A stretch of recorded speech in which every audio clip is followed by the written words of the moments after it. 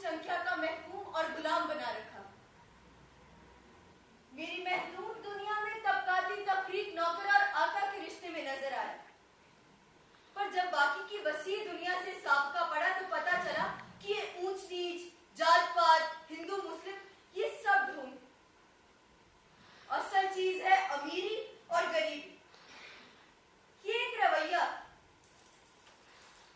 शमीम, शमीम, चला ना कंचे खेले। कंचे? मैं नहीं खेलूंगी। तू वो कंचे मत खेला कर। क्यों? क्योंकि ये लड़के खेलते हैं, लड़कियां नहीं। अब्बा, देखो मुझे कंचे नहीं खेलने दे रहा। बरखुरदार, अगर वो खेलना चाहती है तो उसे भी अपने साथी खिलाओ। नहीं अब्बा, इसे चालाकी नहीं आती और ना ही इसमें इतना दम है कि हमारी तरह जोर लगाकर खेल सके। हम हर बार इसकी वजह से हार जाते हैं। हम नहीं खिलाएंगे तुम्हें। दो मेरे कंचे। नहीं दूंगी कंचे मैं। नहीं दोगी? नहीं देने तो मत दो, मैं नए खरीद लूंगा। तुम्हें अपने साथ नहीं खिलाऊंगा। हाँ, अब बाकी हाँ? देखो इस्माइल, अगर वो नहीं खिलाते तो मत खेलो। तुम ऐसा करो, तुम जाके अम्मा के साथ रसोई में हाथ बटाओ।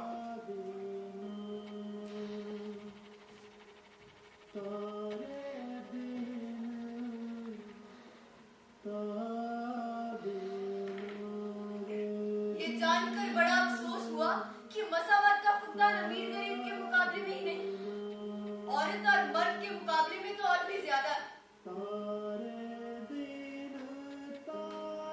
मेरे वालिद रोशन ख्याल उसूलन भी लड़कों से लड़कियों के हुकूकों का ज्यादा ख्याल रखते थे, पर वही बात थी, हिंदू मुस्लिम भाई भाई, लड़का लड़की एक बराबर, ये चंद नारे थे जिनकी लेन पोत निहायत जरूरी समझी जाती।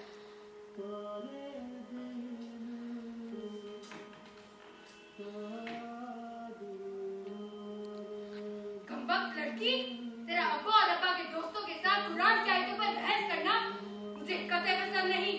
तेरा लड़कों के साथ बाहर जाकर खेलना, पेड़ों पर चढ़ना, उनके साथ जिद करके घोड़सवारी करना, ये सारे काम लड़कियों को जेब नहीं देते। अगर तेरा यही हाल रहा ना तो तू हमारे सर पर खाक चलवाएगी। हया कर और कोई ढंग का काम कर।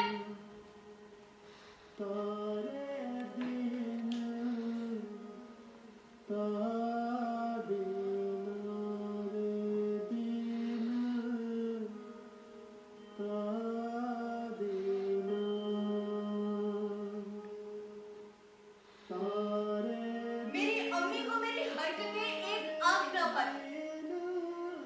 ये औरतों के काम है, ये मर्दों के काम। वो इन बातों को ना तो खुद गहराई के साथ समझ सकती थी और ना ही मुझे समझा सकती थी। लेकिन मुझे पता चल गया कि मेरी अम्मी डरती क्यों थी।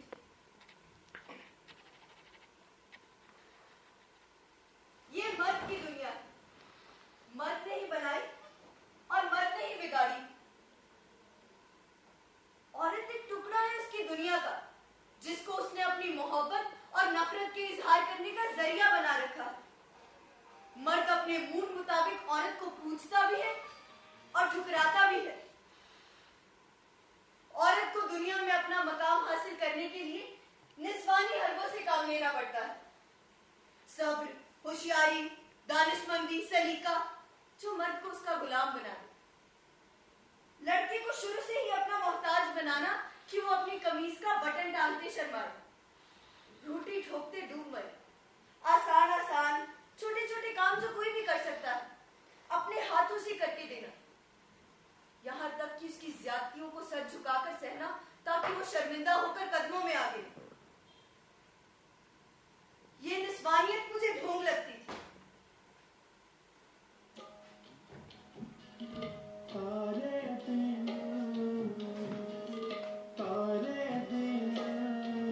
मैंने कभी हाथ घुमाकर नाक नहीं पकड़ा।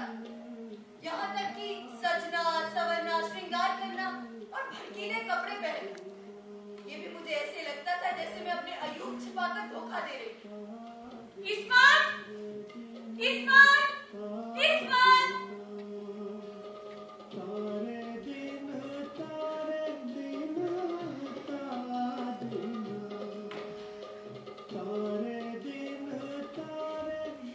मंगू, मैं कैसी लग रही हूँ? बहुत खूबसूरत। पर अगर तू ये हार श्रृंगार ना भी करती तो भी खूबसूरत ही लगती। मुझे तो बहुत अच्छा लगता है। ये हार श्रृंगार करना, सजना समझना बहुत जरूरी है। ला, थोड़ा तेरा भी हार श्रृंगार दे दे। मेरी हार अरे जो करके बैठ।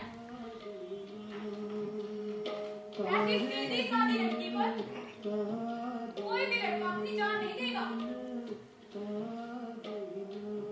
और लड़कियों के लिए तो सजना समझना बहुत जरूरी है। समझी? अब मैं जा रही हूँ। जल्दी तैयार होकर आ जाना। मैं आ जाऊंगी।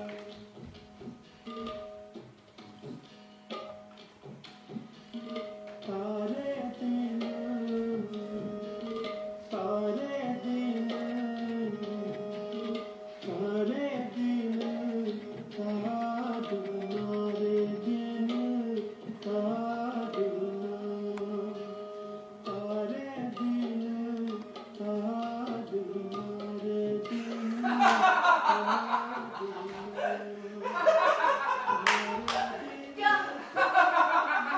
काम क्यों नहीं कर रहे तुम दोनों? अरे ये क्या हुलिया बना रखा तूने अपना? ज्यादा अगर मुंह तोड़ोगे तो निकाह में मुझे देख के डर जाएंगे। तुम दोनों अपना हंसी मजाक बंद करो, नहीं तो मैं अब्बा को बुला लूंगी। अब्बा को तो हम बुलाएंगे। अब्बा की चमची थोड़ी हया कर और जाकर अपना हुलिया ठीक कर। नहीं तो निकाह में आए सभी लड़कों में हमारा मजाक उड़ेगा। तेरी इस हरकत के कारण लड़के तुझे छेड़ेंगे। क्या कर दिया तू? शमीम ये लड़कों को फंसाना चाहती है। भाईजान सारे मोहल्ले में हमारे दूधू करवाना चाहती है ये। रुक जरा, अभी अब्बा को बुला कर लाते हैं। चलो शमीम, चलो भाईजान। की चमची।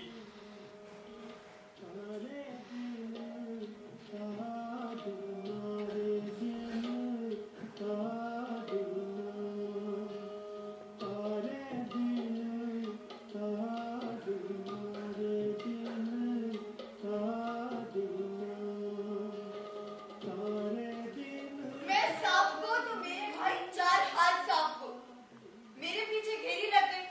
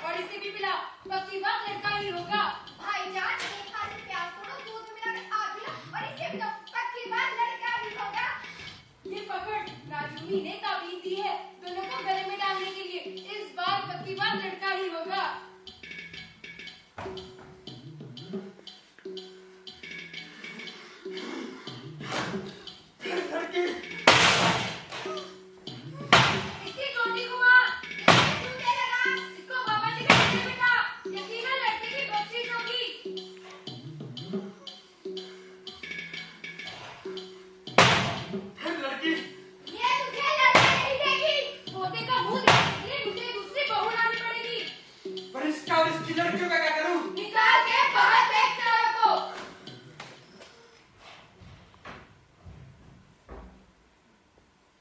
मंगू की 3 रोती बिलखती लड़कियां औरत की बेबसी का खुला इश्तिहार थी। मुझे खुदा की नाइंसाफी पर गुस्सा आया कि उसने मुझे लड़की क्यों बनाया। मैं गिड़गिड़ाकर दुआएं मांगती कि हे अल्लाह पाक मुझे किसी भी तरह लड़का बना दे। मुझे मेरे औरत होने पर घिन आ रही थी।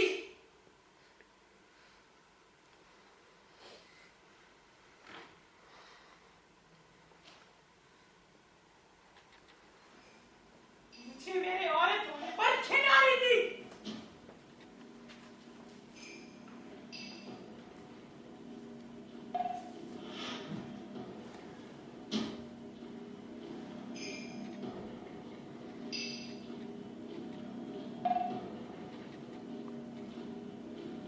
मुझे मेरे औरत होने पर घिन आ रही थी।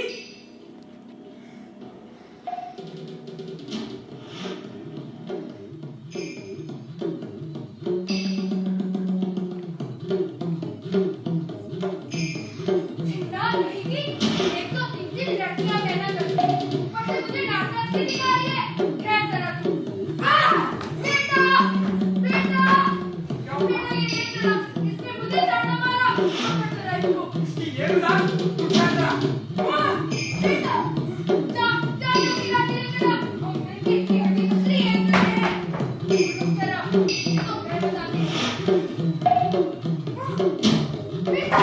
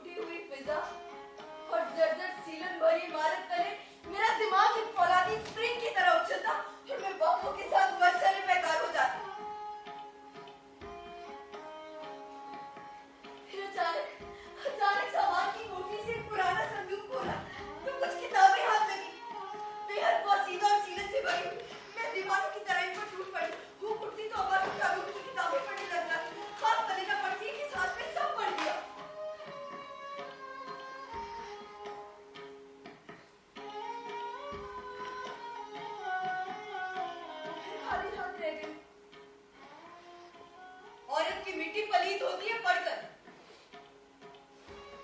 लेकिन मुझ पर तो उल्टा असर हुआ। मुझे समाज से ज्यादा खुद पर गुस्सा आता। कहीं मुझ में ही कोई कमी थी। मुझे मेरे वालिदैन पर गुस्सा नहीं, रहम आता। वो इतने महदूद दायरे में कैद थे। वो मुझसे नफरत नहीं करते। मेरी माँ को मेरे निकाह की बहुत चिंता थी। वो सोचती कि हम मारवाड़ में वर कैसे जुड़ेंगे। अपनी समझ के मुताबिक वो मुझे बोर्डिंग के गंदे माहौल से बचा रहे हैं। दिमागी तौर पर वो बच्चे हैं और मैं उनसे ज्यादा बुरी। इस उम्र में खुदकुशी बहुत आसान लगती और मैंने भी खुदकुशी के प्लान बनाए। रात रात भर सोचती रहती महल की छत से कूद जाऊं, तीसरी मंजिल से सिर के बल चोरी चोरी जाकर नमक की झील में छलांग लगा दूं, पर फिर एक दिन ये खत अपने अब्बा के मेज पे रखा। मुझे शक हुआ।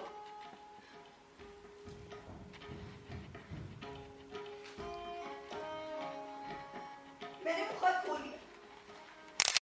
की तस्वीर, छोटी छोटी मूंछों वाले खूबसूरत नौजवान। मैंने फौरन अपने बड़े भाई हबीब को खत लिखा, भाईजान इस निकाह को रुकवाइए। जवाब आया, देखो इस्मत, लड़का मेरे दोस्त का छोटा भाई है, डिप्टी कलेक्टर है, खानदानी लोग हैं और बचपन में तुम्हें देख भी चुके हैं। अगर तुम चाहो तो साथ साथ प्राइवेट इम्तिहान भी दे सकती हो।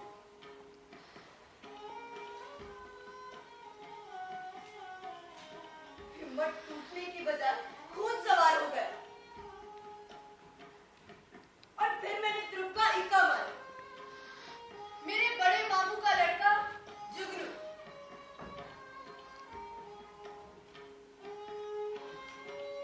जुगनू गांधीवादी उसूलों का पैरोकार था। मेरे सारे भाई बहन उससे दबते थे। जुगनू के साथ मेरे निकाह की बात भी चली थी, लेकिन उससे निकाह के बारे में कभी ख्याल भी मन में नहीं आया। एक जुगनू ही थे जिसके साथ मैंने कभी बदतमीजी नहीं, ना ही कभी जबान लड़ा। खासा रोब था। उन्होंने मुझे कभी नहीं छेड़ा, ना ही कभी मेरी गुड़िया छीनी। अल्लाह मियां के बारे में भी उन्होंने ही पहली बार मुझे सारी मालूमात पहुंचाई। आज अपनी कहानियों के हीरो को परखती हूँ तो उन्हें बिल्कुल जुगनू जैसा पाती हूँ। जुगनू के दिल का हाल में यकीनन नहीं बयां कर सकती, लेकिन मैंने उसे अपना रूहानी महबूब माना।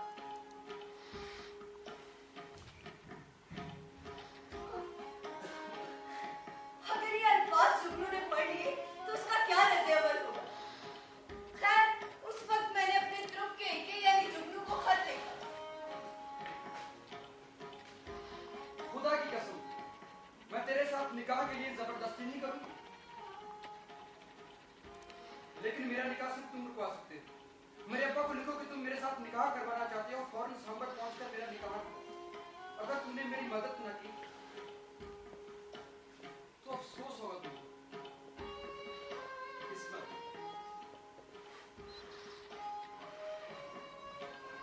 कुछ ही देर बाद बड़े मामू सांबर पहुंच गए। अम्मी और अब्बू से बातचीत हुई। मुझे पता था जुगनू सोने का लड्डू। इतने बड़े मामले में से इतनी आसानी से निकल आने पर मेरी हिम्मत बढ़ गई। आज तक सिवाय मेरे और जुगनू के किसी को नहीं पता कि मैंने निकाह से बचने के लिए क्या चाल चली। और अब मैंने पढ़ने के लिए अलीगढ़ जाना था और वो निकाह जिसके लिए मेरी माँ तैयारियां कर रही थी वो कभी होने ही नहीं वाला था, क्योंकि मैंने जुगनू को कसम दे रखी। उस वक्त मैं किसी बादशाह के साथ भी निकाह के मूड में नहीं थी। स्कूल खुलने वाले थे। मैंने अपने एडमिशन के फॉर्म भी मंगवा लिए थे। मुझे अच्छी तरह याद है, इतवार का दिन था। अब्बा मियां नाश्ता करके अखबार पढ़ रहे थे और अम्मी वहां चौकी में बैठी छालियां कतर रही। उस वक्त मैंने अपने टूटे फूटे हथियार संभाले और मैदान में कूद गई।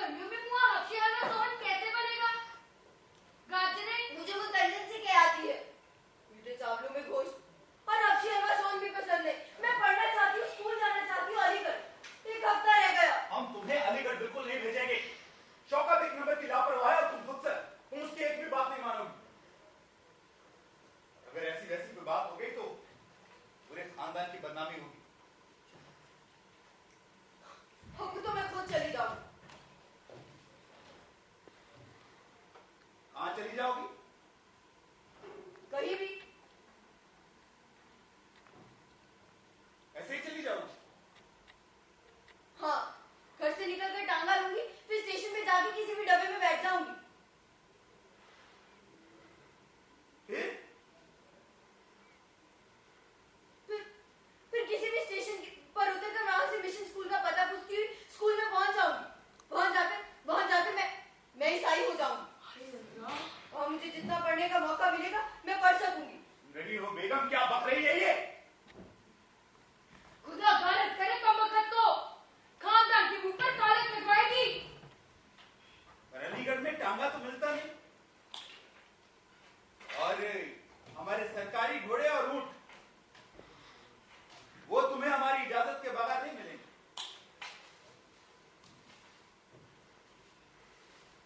मैं पैदल चली जाऊं। मैं अपने बड़े भाई सफर को क्या मुंह दिखाऊंगी? सब किया धरा तुम्हारे जफर का है। अच्छे खासे पैगाम में रुकावट डाल दी, वरना हम इस कमबख्त के बोझ से कब के फारिग हो गए। फिर तो बस मेरा भाई ही गुनहगार हुआ। उसके बेटे के लिए नवाबजादियां मिल रही हैं, लेकिन उसने मेरे खातिर मेरा बोझ हल्का करना चाहा। मेरे पैर पकड़ लिए, कहा जब तक हाँ नहीं कहूंगी छोड़ेगा नहीं। हाय अल्लाह, मैं क्या करूं इस लड़की? पागल होकर अरे! मैं बता आप कर रही हो बेगम?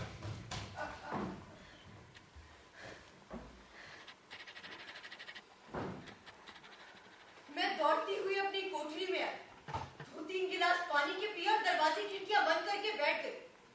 अपनी सारी हिम्मत जुटाकर मैं वो कराई थी जो आज तक पूरे खानदान में किसी ने नहीं किया था। 2 दिन तक बिना खाए पिए अपनी विरासत में मिली गुच्छरी को संभालती रही। शिखानी बुआ ने खाना खिलाने के लिए बहुत बार दरवाजा खटखटाया, लेकिन मैंने नहीं खोला। मम्मी ने शिखानी बुआ को सख्ती से कहा कि दरवाजा खटखटाने की कोई जरूरत नहीं, जब भूख लगेगी खुद खा लेगी।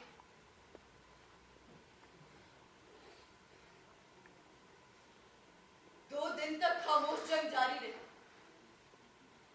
मिशन स्कूल में जाने का ख्वाब धुंधला पड़ रहा था। मैंने सोचा कि क्यों ना जुगनू को पैगाम भेजूं कि वो मेरी तालीम पर जोर दे और मुझे पढ़ने भिजवाए, नहीं तो मुझे ना कबूलने की धमकी दे। ये सोच ही रही थी कि अब्बा का पैगाम आया कि उन्होंने मुझे अपने कमरे में बुलाया।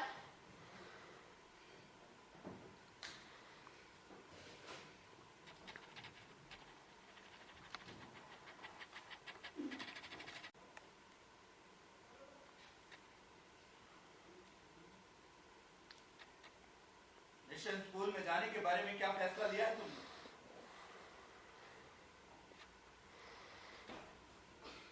कि तुम ईसाई हो जाओ? हाँ, ऐसी बात कभी ख्वाब में भी मत सोचना। अरे हमें मालूम ना था कि तुम्हें पढ़ने का इतना शौक।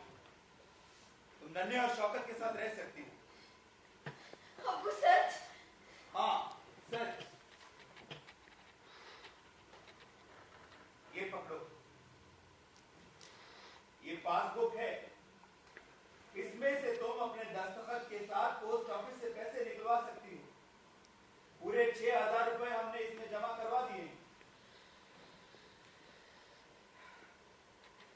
अब इसे तुम अपना दहेज समझो या हक। अब तुम्हारी जिम्मेदारी से फारिग हुई। इसके अलावा आगरे का एक मकान भी हमने तुम्हारे नाम लिखवा दिया। अब उसे बेचो या रखो या किराए पर चढ़ाओ, तुम्हारी मर्जी।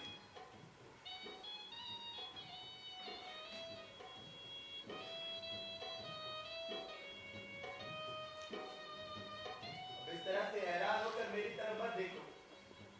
जाओ फौरन फॉर्म मंगवाओ, तुम्हें कल ही अलीगढ़ जाना है। जाओ। और बात सुनो, ये 50 रुपए रखो, अपने दुपट्टे वगैरह मंगवा लेना, और बीबी से इसके बारे में बिल्कुल बात मत करना, मैं उससे देख लूंगा। जाओ तैयारी करो।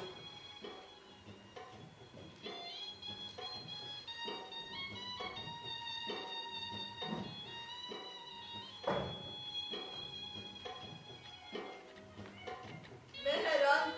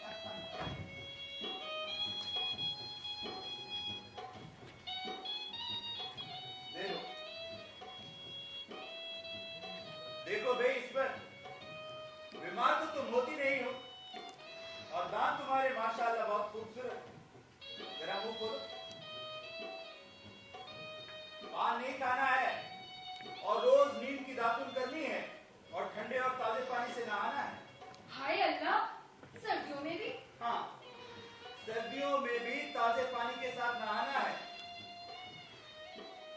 आ जाओ बेगम। और सुनो, खेलों में बराबर हिस्सा लेना है। अपनी अम्मी जैसी हो रही हो। आ जाओ बेगम।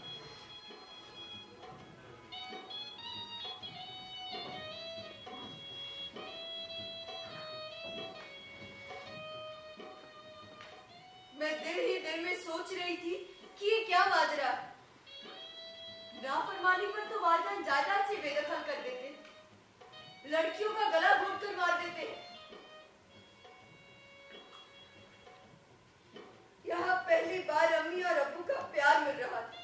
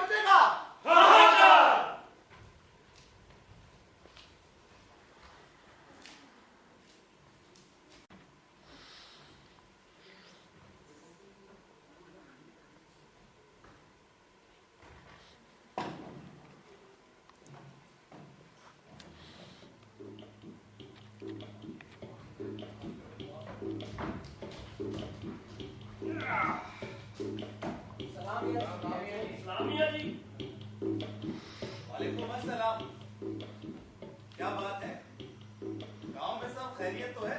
मियाँ जी गांव का भले लोगों से बड़ा बड़ा है। बाहर के गांव से आकर कोई हमरे गांव का माहौल खराब कर रहा है। हम भले लोगों को तंग कर रहे हैं। तंग कर रहा है? भाई भले लोगो, बुझाते मत बुझाओ, सीधी सीधी बात बताओ। सीधी सीधी बात तो ये है मियाँ जी कि राम अवतार का भाई रत्ती राम अवतार की घरवाली के साथ खुलेआम ही कुछ छड़े उड़ा रहा है। और देखो ये मसला औरतों के साथ जुड़ा हुआ है।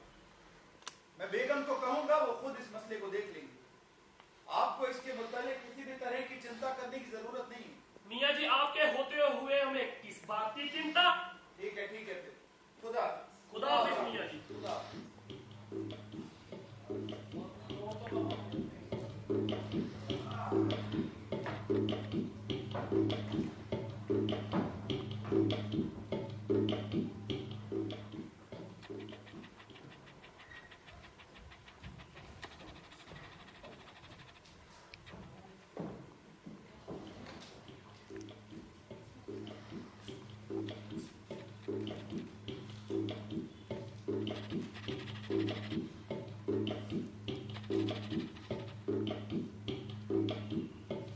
अरियोनी गौरी, तुझे खबर भी है कि तेरी ये रस भरी बहू क्या गुल खिला रही है।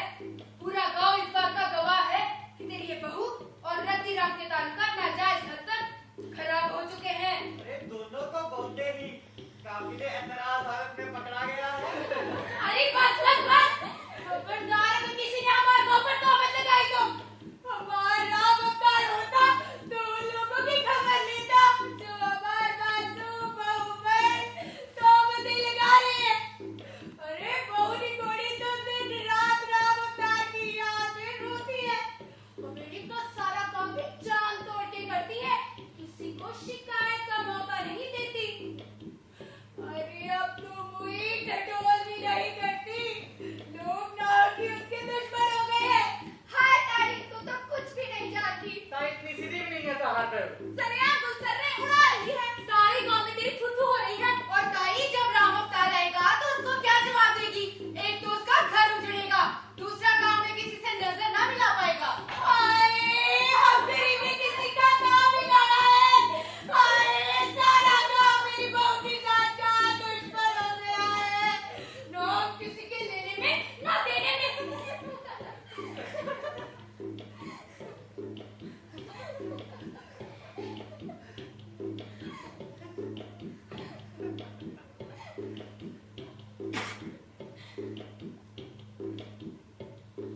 अरे आज तक हम किसी का भांडा नहीं फोड़ी।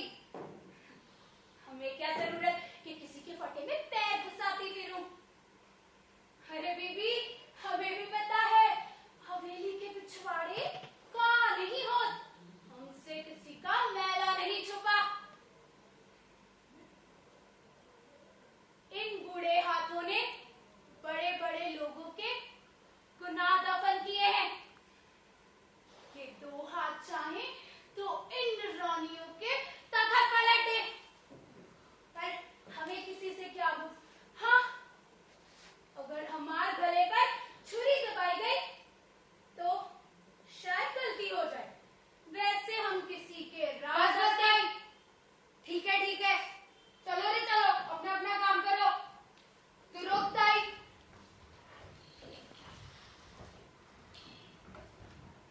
देखता ही 100 बात की एक बात, रत्ती राम का मुंह काला कर और इससे पहले कि तेरा नाम अवतार वापिस आए अपनी बहू की साफ सफाई करवा।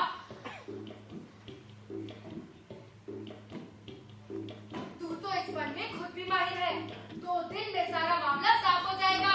हाय, क्या बताऊं बेगम साहिबा, हमारे घुटनों में पहले से भी ज्यादा दर्द हो गया है। हवेली में लोग बहुत ही बाकी चीजें खाने लगे हैं, किसी ना किसी हवेली में दस्त लगे ही रहते हैं बेगम साहिबा। आय हाय ताई, माना के बहू औरत जात है, नादान है, बड़ी बड़ी शरीफजादियों से खता हो जाती है, लेकिन उनकी मुअज़्ज़ज़ सासें यूं कान में तेल डाले नहीं बैठ जाती। और जिस बला को तू बड़ी आसानी से कोठी के कूड़े की तह में दफन कर सकती है, उसी को तू अपनी आंखों के सामने पलने दे रही है। बेगम साहिबा, इस बार तो मैं बैग बदल ही दूंगी। ये मुआ बैग मेरा इलाज नहीं कर सकता, किसी काम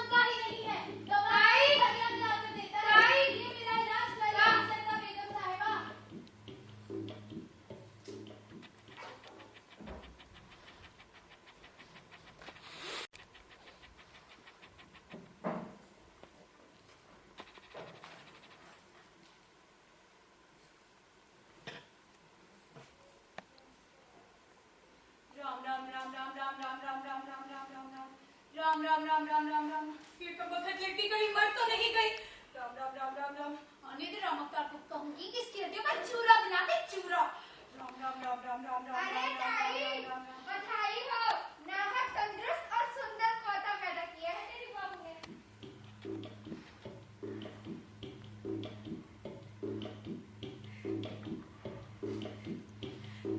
पोता यानी कि लौंडा, मेरी बहू ने लौंडे को जन्म दिया है। मेरे राम अवतार के घर लौंडा हुआ है, लौंडा। अरे सब ऊपर वाले का करम है, मेरी सारी मुरादें पूरी हो गई। अरे मेरी बहू ने लौंडे को जन्म दिया है। अरे तू मेरा मुंह क्या देख रहा है? जा मिठाई लेकर आ, मैं अभी सारे गांव को बता कर आती हूँ। मेरे राम अवतार के घर लौंडा हुआ है, लौंडा। अरे बर्फी भी लेके आना और लड्डू भी, जल्दी आना, जल्दी।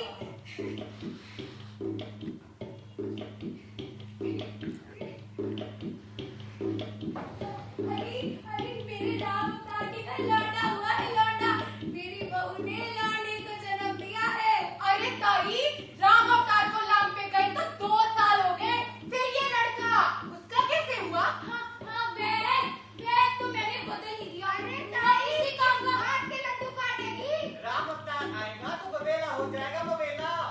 राम अवतार, सावन में मेरा राम अवतार लाम पर गया था, तभी मेरी घोड़ी पीली कोठी के नए ब्रिज से टास पे गिर गई और अब जेठ लग रहा है।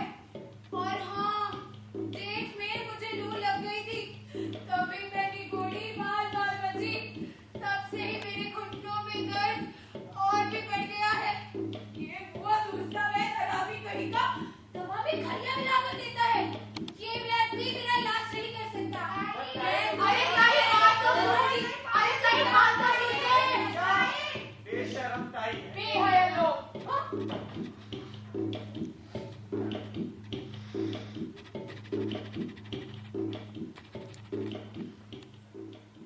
सूजा मेरी राज दुलारे, कोयल तेरा नाम पुकारे। सूजा मेरे राज दुलारे, कोयल तेरा। अरे कमबख्त, सारा दिन इसे सुलाती गिराकर, कभी मुझे इसके साथ खेलने भी दिया कर। ला दे मेरा पोता, तू दर्जी से कपड़े लेकर आ, अगले इतवार रतिराम की शादी है। तुझे याद है कि नहीं? हाँ माँ, मुझे याद है। अगले इतवार मेरे देवर रतिराम की शादी है। हाँ, ला इसे मुझे पकड़ा। कार वाला। कार? अरे भाई, किसकी कार आई है? अरे अम्मा, राम अवतार की कार है, ये लो। राम अवतार? अरे हमें तो पढ़ना नहीं आता, तू ही बता इसमें क्या लिखा है। अरे जल्दी पढ़, जल्दी। अरे अम्मा, जो तुमने राम अवतार के लिए खत लिखवाया था उसका जवाब आया है। अच्छा, तो जल्दी पढ़। अम्मा, जंग खत्म हो गई है, राम अवतार का लाभ से वापिस आ रहा है। मेरा राम अवतार वापिस आ रहा है। अरे मेरा अम्मा, राम इसको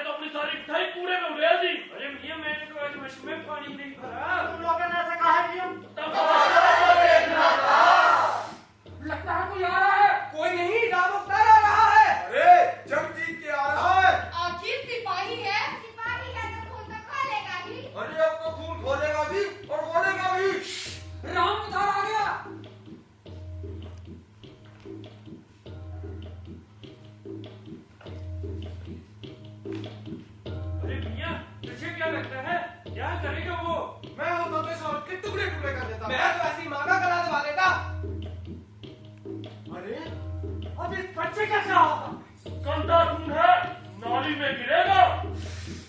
वो अपने बस्ते से कुछ निकाल रहा है। अरे बंदूक होगी बंदूक। अब तो बुढ़िया की खोपड़ी उड़ेगी। अरे छुरा होगा छुरा। आज तो ये मुझसे का सीना चीर देगा। आज तो खून के दरिया बहेंगे दरिया। 2-3 खून होंगे खून। और कुछ लोगों की नाक कटेगी। अरे ये तो किसी बच्चे के मौत का स्वेटर है।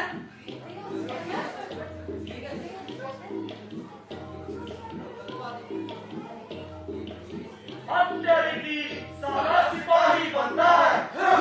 इजरा जमाने भागा। सर्दी आने वाली है, मैंने सोचा इसके लिए मोजे और स्वेटर लेना चलूं।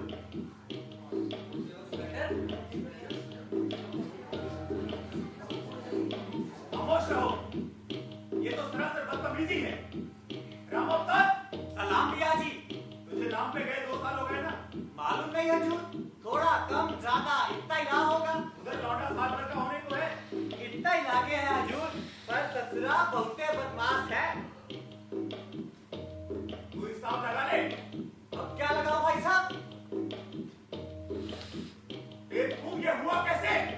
अब ये मैं क्या जानू सरकार, राम जी की देन है।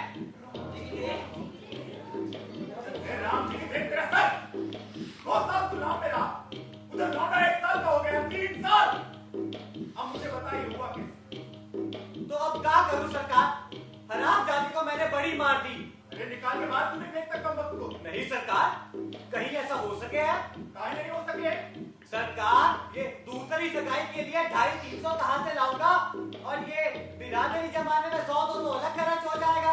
तुझे बिरादरी में खाने पिलाने की क्या जरूरत है? इस बदमाश औरत का दामाद तू किसे? ये मैं ना जानू सरकार, हमारे में ऐसे ही हो गए हैं। अरे तू जानता है ये बेटा तेरा नहीं, उस हरामी रत्ती राम का है। तो क्या हुआ सरकार, मेरा भाई होता है रतीराम, कोई गैर नहीं, अपना ही खून है। 1 नंबर का उल्लू का पट्टा है तू। सरकार, जैसा भी है, लौंडा है लौंडा, बड़ा होगा अपना काम समेटेगा, ये 2 हाथ लगाएगा और हमारा बुढ़ापा तैर जाएगा।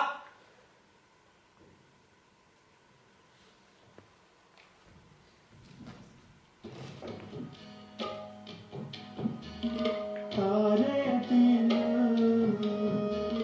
तारे दिन तारे दिन तारे दिन हमारी सोच में किसी ने गांठें लगा दी। मैं बस उन गांठों को खोल रही हूँ। उस रोशनी में जो मेरे दानिशमंदों ने मुझ तक पहुंचाई, मैंने कॉलेज और यूनिवर्सिटी की आजादी और रोशनी को अपने दिमाग में जज्ब कर लिया। नए-नए दरवाजे और खिड़कियां दिमाग में खुल गई। इल्म और दानिश के इस बेपनाह तूफान में अगर इंसान चंद बूंदें भी समेट ले, तो राहें रोशन होने के इम्कानात बढ़ जाएंगे। तब मैंने फौलादी दीवारों से सर टकराया, पर सर पर कोई दरार नहीं आई, बल्कि इल्म की शमा ने मेरा कोना कोना रोशना दिया। बस वो इल्म की शमा जो मेरे दानिशमंदों ने मुझ तक पहुंचाई, वो तुम लोगों को सौंप रही। देखना, ये शमा बुझने ना पाए और गांठें खुद ब खुद खुलती जाए। तारे दिन तारे दिन तारे दिन तारे दिन तारे दिन